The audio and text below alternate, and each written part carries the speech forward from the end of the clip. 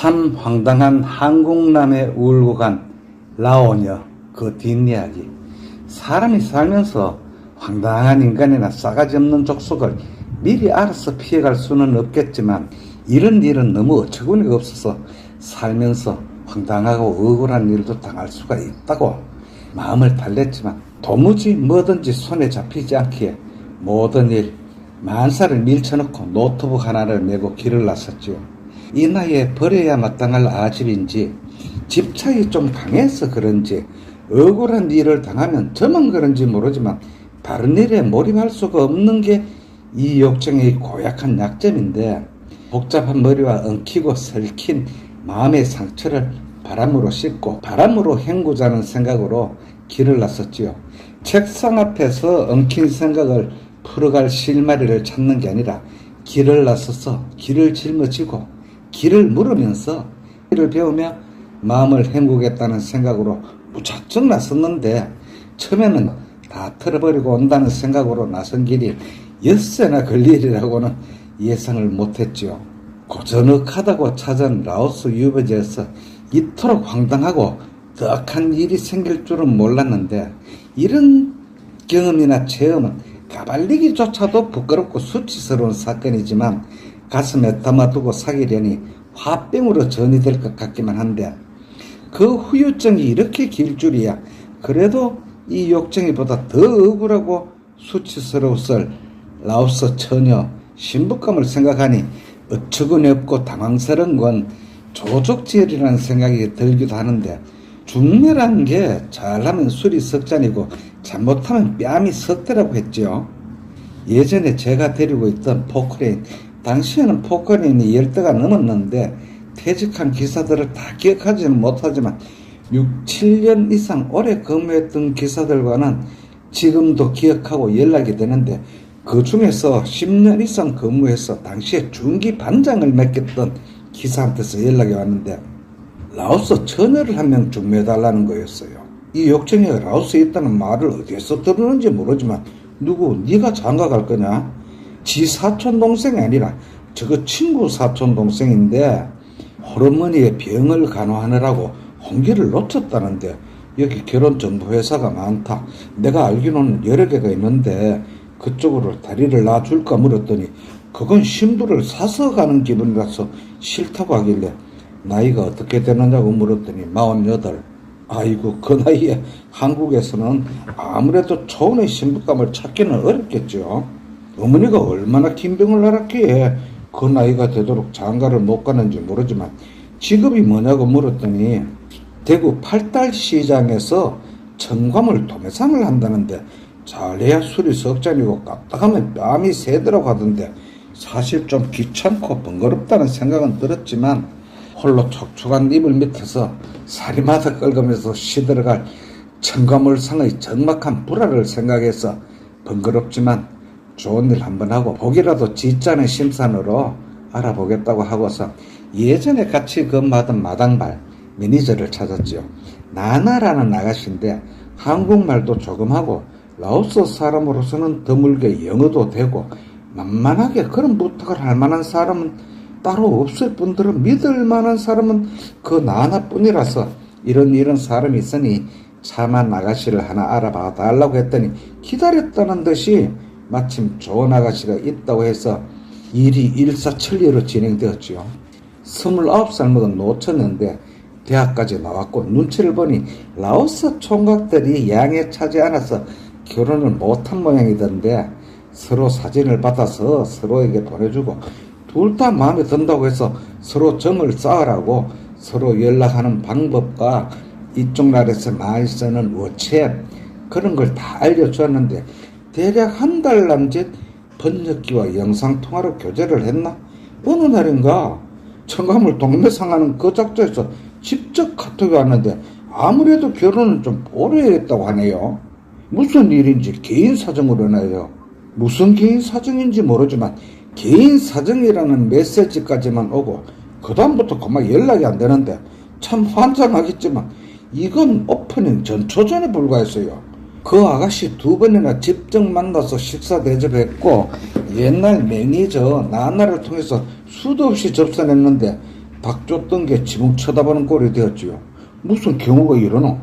입장이 얼마나 곤란한지 돈 실컷 쓰고 욕만 얻어먹게 되었으니 여기 사람들 무슨 일을 시킬 적에 활동비나 경비를 주지 않으면 절대로 움직이지 않거든요.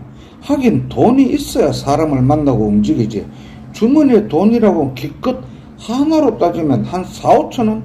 많아야 1, 2천 원 정도 가지고 다니는 사람들이 대부분인데 그 돈으로 무슨 일을 하겠어요?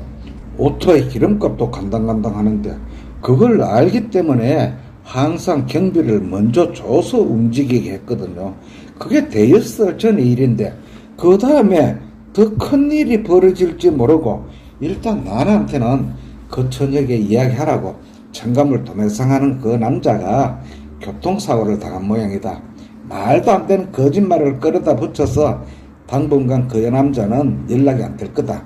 좀 기다리라고 하고서 억지로 속을 달래고 있는데 이 이야기를 하려니까 또 부하가 치솟는데 기억에서 지우고 싶은 황당한 이야기 부탁하고 길을 나서게 된 사연을 짚어보자면 낯살도 좋지 그 반장 장비 반장이라는 녀석에게 또 연락이 온 겁니다.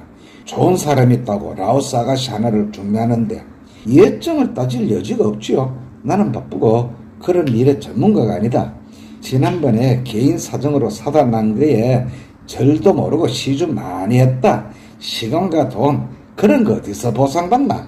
절대로 못하겠다고 했는데 이번에는 그런 일이 없고 확실하다고 지난번 빼앗긴 시간과 금전적인 손해는 몇 배로 복구할 수 있다고 사흘이 멀다고 전화가 오는데 이게 또 사람의 마음이지 또 약해진 겁니다. 모질지 못한 게 이 욕정의 최대 약점이라 나나에게 연락해서 전번에 그 아가씨는 기다리라 하고 다른 아가씨 하나를 중매하라고 했죠. 나나도 일이 성사되면 충분히 사례를 할 거라고 이야기를 했고 또 굳이 그런 말을 안 하더라도 그렇게 믿고 있으니 다른 아가씨를 소개했는데 아주 참한 아가씨였어요. 이번에 소개한 작자는 한국의 건설회사에서 품질 관리를 한다는 작자인데 서로가 상당한 호감을 가지고 영상으로 연애를 하더라고요. 지금은 너무 어처구니없고 황당해서 기억하고 싶지도 않고 세세하게 거론할 사항이 아니니까 구체적인 중간 토막은 생략하고 한국 건설회사에 다니는 작자가 라오스까지 날아왔지요. 돈을 주고 선택의 여지가 없는 국제 결혼이 아니라 맞선의 성격으로 왔는데 아가씨도 그 남자를 만나보고 결혼 가부를 결정하겠다고 했고 49살이나 처먹은 그 작자도 만나보고 결정하라고 했으니 분명히 맞선의 성격이라고 해야 맞겠지요. 여름 휴가가 이제 결정났다면서 라오스로 오기 고작 열흘 남짓 앞두고 항공권과 모든 준비를 하려는데 당시에 제주항공이 뜨지 않으니 항공료가 엄청나게 비쌌거든요. 그때 또 환율이 거기에 달해서 1560원이 넘었는데 그건 기준 환율이고 항공권을 2명을 끊으라는 거죠. 예전의 기사 그 반장이라는 자식은 이 비싼 시기에 왜 따라왔는지 하여튼 2명이 왔는데 참 어처구니없고 황당한 사건이 벌어진 거죠. 어느 날 오후에 라오스 에어라오로 와서 비엔티안에서 하루 자고 다음날 바로 방빙으로 올라갔죠. 비엔티안에 있으면 신부를 아는 친구나 지인들 다 나오거든요. 그게 라오스 문화인데 그렇게 나오면 식대는 둘째치고 이건 어떻고 저건 어떻고 말들 많고 입을 많이 다시기에 대사를 거르치기가 십상이지요. 그래서 판을 깰 수 있는 덜러리들을 따돌리려고 이 욕쟁이 차로 방빙으로 올라갔지요. 올라가서는 그 신부감과 늙은 새신랑이 될 작자는 좋은 호텔에 방 2개를 잡아서 이틀간 오토바이를 렌트해서 구경하라고 하고 그러면 정이 더 들겠지요. 그리고 한국에서 온 그 기사 반장과 처녀를 소개한 나나 그리고 이 욕쟁이는 좀 싼 호텔에 방을 3개 잡아서 사태의 추이를 지켜보고 있는데 첫날은 일이 잘 진행되어 가고 있었어요. 둘이 오토바이 타고 다니면서 잘 놀더라고요. 다정하게. 처녀와 실시간 통화를 한 나나가 둘째 날 아침에 신부감이 결혼을 하겠다고 했고, 그래서 일이 잘 돼 가는 줄 알았는데 하룻밤 더 자고 나니 문제가 생겨서 파토가 되고 사단이 났는데, 늙은 새신랑이 될 한국 작자가 결혼을 못하겠다는데 이유가 뭐냐? 같은 방에서 합방도 하지 않는 여자랑은 결혼을 못하겠다는데 참 어처구니가 없지요. 그래서 어떻게 된 일이냐고 나나에게 알아보라고 했더니, 신부감인 처녀가 마침 생리 중이었다는데, 우리야 그걸 처음 알았지만 그 새신랑이 될 새신랑이 아니라 평생 결혼은 꿈도 꾸지 말아야 할 오지랖 넓은 그 작자는 그걸 알고 있었고 한다는 소리가, 그러면 그때가 생리 중이니 한국에서 오지 말라고 해야 했을까 아니냐고 하는데, 아이고 너무 기가 막혀서 말이 안 나오던데, 맞선 도로는 남자한테 그때가 내 생리 중이니까 오지 말라고 여자가 말을 해야 하나요?